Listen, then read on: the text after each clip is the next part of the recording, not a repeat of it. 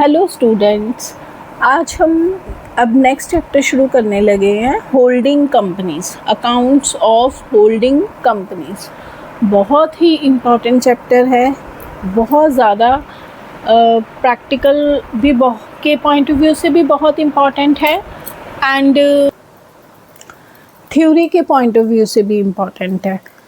तो थ्योरी में भी आपसे पूछ सकते हैं होल्डिंग कंपनी क्या होती है, होल्डिंग के नीचे होती है सब्सिडरी कंपनी, उसके बारे में पूछ सकते हैं। सब्सिडरी कंपनीज क्या होती हैं, उनकी अकाउंटिंग ट्रीटमेंट क्या की जाती है, कौन से अकाउंट्स बनाए जाते हैं।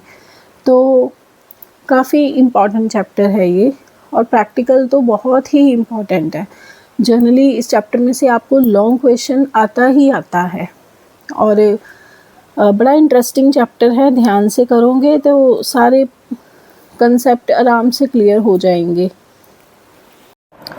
मैं ट्राई करूँगी आपको एग्ज़ाम से पहले कुछ इम्पॉर्टेंट थ्योरी क्वेश्चंस की लिस्ट प्रोवाइड कर दूँगी। सो हम अब शुरू करते हैं chapter accounting of holding companies.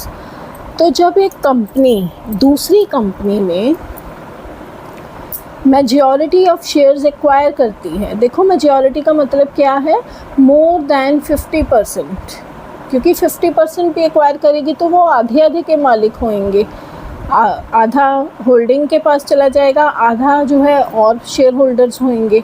तो इसीलिए होल्डिंग कंपनी कब बनेगी, वो मेजॉरिटी जब लेनी तभी आप होल्ड करोगे दूसरी कंपनी को, अदरवाइज़ तो आप फिर होल्ड नहीं कर सकते, किसी के मैनेजमेंट को कंट्रोल नहीं कर सकते। तो मिनिमम 51% शेयर्स वो बाय करे, मिनिमम 51% वोटिंग पावर होनी चाहिए।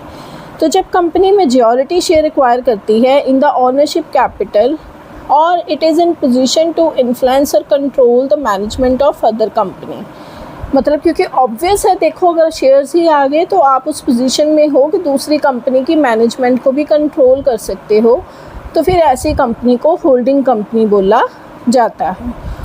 और जो दूसरी कंपनी है वो सब्सिडरी होएगी, लेकिन जो होल्डिंग एंड सब्सिडरी हैं वो वन एंड सेम कंपनी नहीं माने जाएंगे, both will have their separate existence. तो लॉ की नज़रों में दोनों सेपरेट लीगल एंटिटी ही मानी जाएंगी। अब होल्डिंग कंपनी को ही डिस्क्राइब किया जाता है एज अ सुपर कॉरपोरेशन और पेरेंट कंपनी। देखो ध्यान दो, पेरेंट कंपनी वर्ड भी बहुत पॉपुलर है होल्डिंग कंपनीज़ के लिए। तो अगर आपको एग्ज़ाम में पेरेंट कंपनी पूछ लिया है तो समझ आना वो होल्डिंग कंपनी के बारे में ही बात कर रहे हैं। तो ये ऐसी कंपनी होती है विच by virtue of its share ownership या कह लो वोटिंग राइट के कारण दूसरी कंपनी में इन पोजीशन होती है कि उनकी ये इन्फ्लुएंस कर सकती है मैनेजमेंट को, और वो जो दूसरी कॉरपोरेशन है उसको कहते हैं सब्सिडरी। तो एक कंपनी एक टाइम पे मोर देन वन कंपनीज, मतलब more than one subsidiary companies भी इनकी हो सकती हैं, कि ज़रूर नहीं कि एक टाइम पे एक ही कंपनी की वो होल्डिंग बन सकती है, तो उसके नीचे 2-3 सब्सिडरीज या उससे ज़्यादा भी हो सकती हैं। ठीक है, तो ये देखो लीगल डेफिनेशन आपको दी हुई है अंडर सेक्शन 2 सबसेक्शन 87।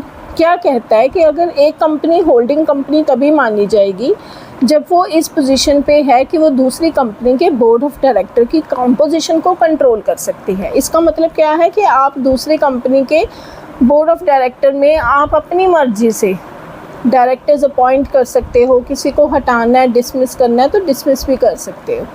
तो होल्डिंग कंपनी एक ऐसी कंपनी है जिसके पास पावर होती है कि वो दूसरी जो सब्सिडरी कंपनी है उसके बोर्ड ऑफ डायरेक्टर में कितने डायरेक्टर रखने हैं, कौन कौन से रखने हैं, तो वो और इवन जो वो अपने पर्सन भी अपॉइंट कर सकते हैं एज ए डायरेक्टर। तो ऑब्वियसली वो डायरेक्टर्स फिर ऐसे डिसीज़न ले सकते हैं जिनसे होल्डिंग कंपनी का फ़ायदा हो। ऑब्वियसली जो माइनॉरिटी है, जिनके पास कम है शेयर, होल्डिंग तो मेजॉरिटी है, जो बाकी रह गए आउटसाइडर्स, जो माइनॉरिटी शेयर होल्डर्स होंगे सब्सिडरी कंपनी में, उनका इंटरेस्ट तो सफ़र होएगा ही, उनको तो नुकसान होएगा ही, क्योंकि ऐसे डायरेक्टर्स फिर वही डिसीज़न लेंगे जिससे होल्डिंग कंपनी का ज़्यादा से ज़्यादा फ़ायदा हो। तो कंट्रोल कर सकती है वो composition of board of director of subsidiary company, उसमें अपने पर्सन्स को वो अपॉइंट कर सकते हैं या डिसमिस भी कर सकते हैं।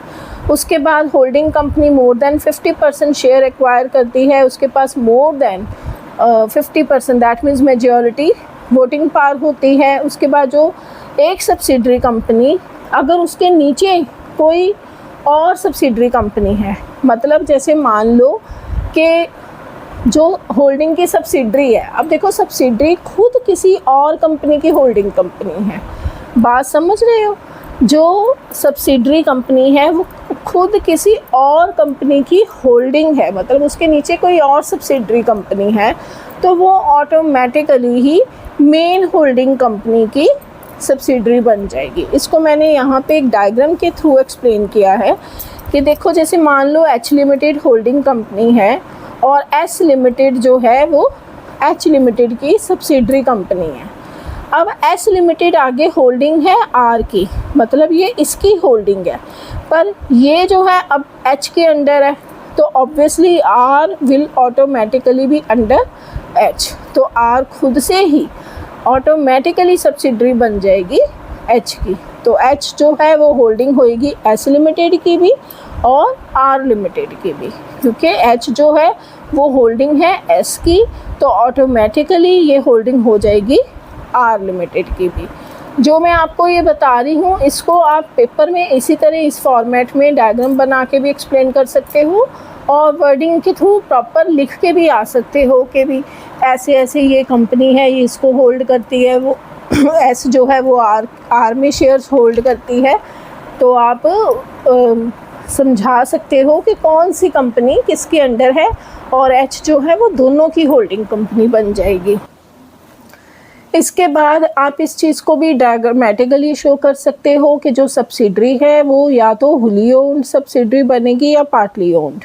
हुली ओन्ड कैसे कि हो सकता है कि होल्डिंग कंपनी सारी की सारे ही शेयर्स खरीद ले, उसके बाय कर ले, और बाय मतलब इन्वेस्ट कर दे, उसके शेयर्स को होल्ड कर ले, तो परसेंटेज ऑफ शेयर्स ओन्ड पे डिपेंड करता है। अगर होल्डिंग कंपनी ने 100% शेयर्स उसके होल्ड कर लिए हैं तो वो जो सब्सिडरी होएगी वो हुली ओन्ड सब्सिडरी मानी जाएगी।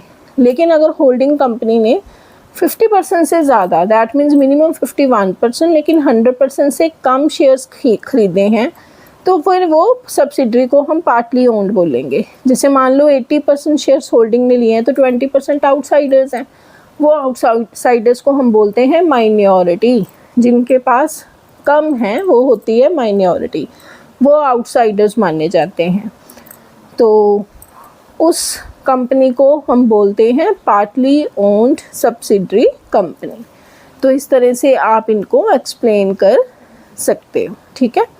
आप एग्जाम्पल भी ले सकते हो कि जैसे मान लो एच लिमिटेड है, उसने इसके 80%, एस लिमिटेड के 80% बाय किए हैं, तो आप कह सकते हो 80% शेयर है होल्डिंग का, 20% आउटसाइडर्स का या माइनॉरिटी का है, और जो एस लिमिटेड है that is partly owned subsidiary company of H limited, ठीक है। अब एडवांटेजेस क्या मिलेंगे होल्डिंग कंपनी को, तो आप इनको जो आपको अपने पॉइंट ऑफ व्यू से ठीक लगता है आप वैसे एक्सप्लेन कर सकते हो।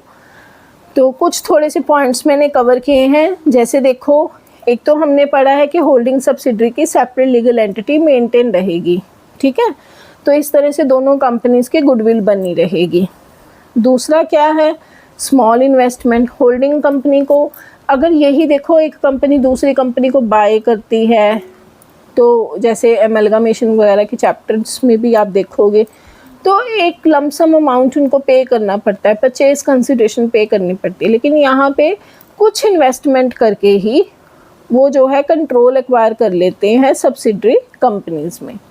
उसके नेक्स्ट इज़ इकोनॉमिक वैल्यू। तो होल्डिंग कंपनी जो है वो क्योंकि अब सब्सिडरी के साथ एक तरह से मिलके काम कर रही है, तो फिर इनको लार्ज स्केल इकॉनमीज़ मिलनी शुरू हो जाएंगी, तो वहाँ से भी बेनिफिट लेंगी। फिर और क्या है, अब सब्सिडरी इनके कंपटीशन में स्टैंड नहीं करती, बल्कि अब होल्डिंग तो एफर्ट्स करेगी कि अपना तो काम अच्छे से करे ही करे, साथ में सब्सिडरी कंपनी भी राइज करे, क्योंकि जितना सब्सिडरी कंपनी ग्रो करेगी होल्डिंग कंपनी को उतना ही फ़ायदा होएगा, उसके शेयर्स की वैल्यू उतनी अप होती जाएगी। अब उसका इंटरेस्ट है, उसका पैसा लग गया हुआ है सब्सिडरी कंपनी में, तो इस तरह से दोनों के बीच में कंपटीशन एलिमिनेट हो जाएगा और बेटरमेंट के लिए काम होगा। इसके अलावा और पॉइंट्स भी हैं, आप हर पॉइंट की हेडिंग बना के उसकी एक्सप्लेनेशन भी कर सकते हो। मैंने सिंपली बता दिया है कि smooth supply of raw material, जैसे अगर दोनों में से किसी कंपनी के पास रॉ मटेरियल की कमी है तो उनको अपनी प्रोडक्शन स्टॉप नहीं करनी पड़ेगी, दोनों कंपनीज एक दूसरे की रॉ मटेरियल रिक्वायरमेंट्स को पूरा कर सकती हैं। उसी तरह किसी के पास रिज़र्व्स की शॉर्टेज है तो वो एक दूसरे के रिज़र्व्स को पूल कर सकती हैं, इकट्ठा करके अपनी नीड्स को पूरा कर सकते हैं। उसी तरह दोनों कंपनीज एक दूसरे की कंज्यूमर मार्केट का भी फ़ायदा उठा सकते हैं और प्रोडक्ट्स को सेल कर सकते हैं, तो यहाँ पे आके भी दोनों कंपनीज को बेनिफिट मिलेगा। लेकिन इनसे अब नुकसान भी हो सकता है, जैसे मैंने आपको पहले ही बताया कि होल्डिंग कंपनी अपने डायरेक्टर्स अपॉइंट कर सकते हैं सब्सिडरी में, और ऐसे डिसीज़न लिए जाएंगे जो होल्डिंग के फेवर में हो, तो माइनॉरिटी जिनके पास कम है शेयर, माइनॉरिटी शेयर हैं, उनका इंटरेस्ट ऑप्रेस होएगा, तो वो उनकी सुनी नहीं जाएगी। उसके बाद फोर्स्ड अपॉइंटमेंट, वही होल्डिंग कंपनी जो है वो अपने डायरेक्टर्स को फोर्सफुली अपॉइंट करेगी सब्सिडरी कंपनी की मैनेजमेंट में, तो बहुत ज़्यादा इंटरफेरेंस हो जाती है, तो वो भी एक फ्रस्ट्रेशन का कारण बन जाता है। नेक्स्ट इज़ ट्रू और फॉल्स, मतलब क्या है कि भी अगर दोनों कंपनीज टाइमली अपने बैलेंस शीट नहीं प्रिपेयर करती, अकाउंट्स नहीं प्रिपेयर करती, तो दोनों की फाइनेंशियल पोजीशन का एक्चुअल पता नहीं लग सकता। देखो, मेन तो फाइनेंशियल पोजीशन होल्डिंग ने जाननी है सब्सिडरी की, क्योंकि उसने उसमें इन्वेस्ट करना है, तो holding is basically concerned about the financial position of the subsidiary company. तो अगर सब्सिडरी कंपनी में वो ही ना ट्रू पता चले तो होल्डिंग वालों के शेयर होल्डर्स को भी इसका डाउट होना शुरू हो जाता है। उसके बाद मैनिपुलेशन ऑफ अकाउंट्स हो सकती है अगर दोनों कंपनीज डिफरेंट डेट्स पे अपने अकाउंट्स बनाएं, तो इन्वेस्टर्स को कुछ चीज़ें जो उनको पता होनी चाहिए लेकिन उनको मिसलीड किया जा सकता है, उनसे छुपाई जा सकती हैं।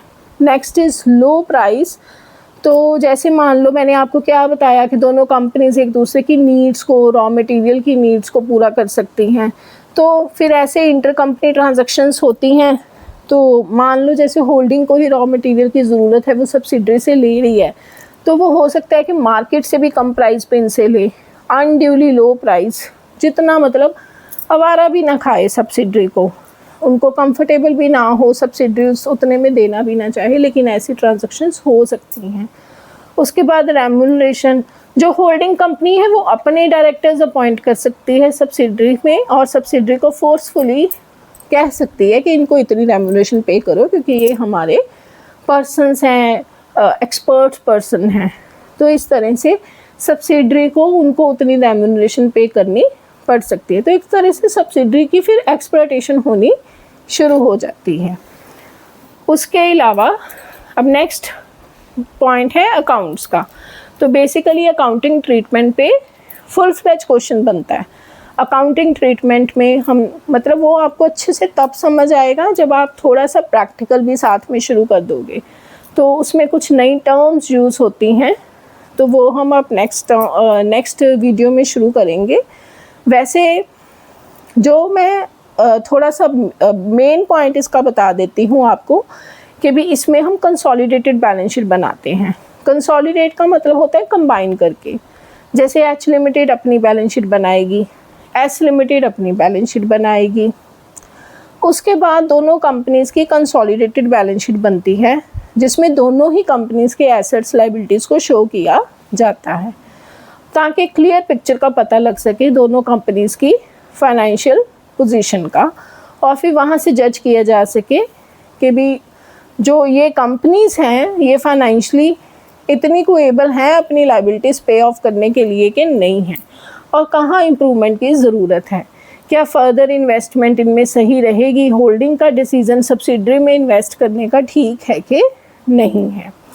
तो इनकी नेक्स्ट वीडियो में हम इनका अकाउंटिंग पोर्शन शुरू कर देंगे। न्यूमेरिकल पार्ट, उसके लिए कुछ टर्म्स मैं आपको सिखाऊंगी। तो इस वीडियो को देखो, कोई डाउट है तो पूछ लो। और जिस तरह से ये डेफिनेशन होल्डिंग की है, उसी तरह आप यहाँ से सब्सिडरी की डेफिनेशन भी बना सकते हो। जैसे अंडर सेक्शन 287 सब्सिडरी कंपनी क्या होती है, जिसके बोर्ड ऑफ डायरेक्टर्स को कोई और कंपनी जो इसके मेजॉरिटी ऑफ शेयर्स होल्ड करती है तो वो इन्फ्लुएंस करती है।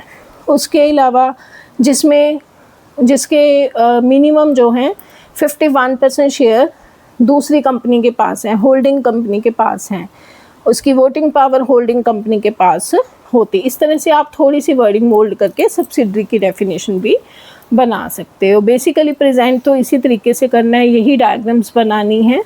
तो इसको देखो, बहुत इम्पॉर्टेंट टॉपिक है ये। और फिर मिलते हैं नेक्स्ट वीडियो में। Thank you.